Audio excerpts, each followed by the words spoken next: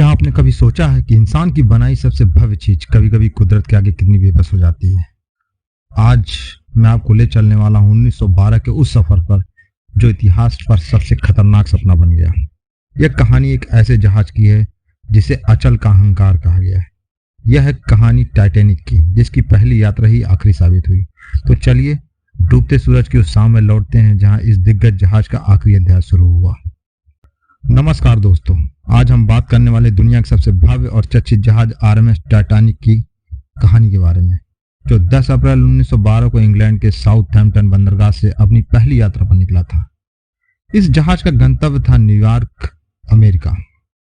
इस अद्भुत जहाज की लंबाई लगभग 259 मीटर और ऊंचाई 53 मीटर से ज्यादा थी।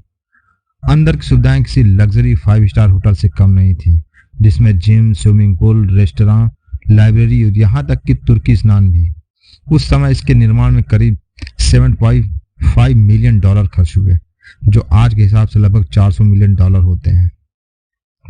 कहा जाता है कि टाइटैनिक कभी डूब नहीं सकता था। इसकी सुरक्षा व्यवस्था इतनी मजबूत मानी जाती थी कि लोगों ने इस पर आंख मूंद कर भरोसा कर लिया, लेकिन किस्मत को कुछ और ही मंजूर था। 10 अप्रैल को रवाना हुए इस जहाज को 12 अप्रैल से बर्फ की चेतावनियां मिलने लगी। अटलांटिक महासागर बर्फीले इलाकों से भरा था, लेकिन इसके बावजूद जहाज की रफ्तार कम नहीं की गई और 14 अप्रैल की रात माहौल बेहद ठंडा और अंधेरा था। रात 11:39 पर फ्रेडरिक फ्लीड नामक एक व्यक्ति ने कौवे के घोंसले से एक विशाल हिमखंड देखा।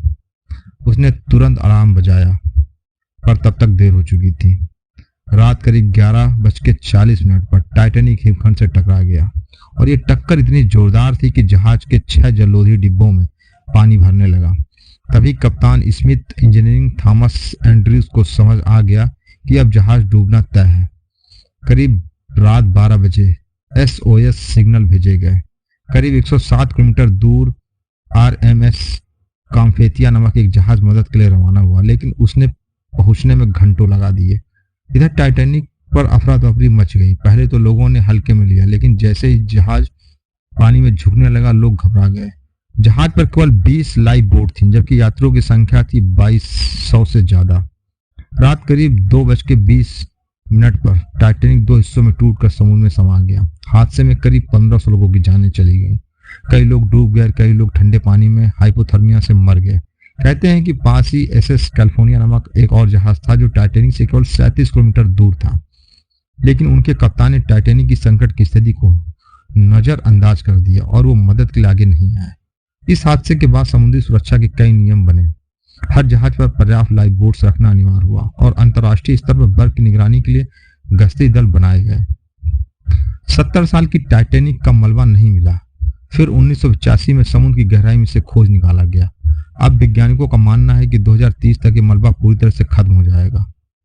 2012 में टाइटैनिक की जैसी हुबहू नकल बनाने की योजना भी बनी, लेकिन वो कभी पूरी नहीं हो पाई।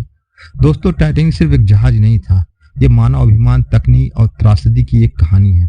अगर आपको वीडियो पसंद आए तो लाइक जरूर करें और ऐसी ऐतिहासिक कहानियों के लिए चैनल को सब्सक्राइब करना ना भूलें। धन्यवाद।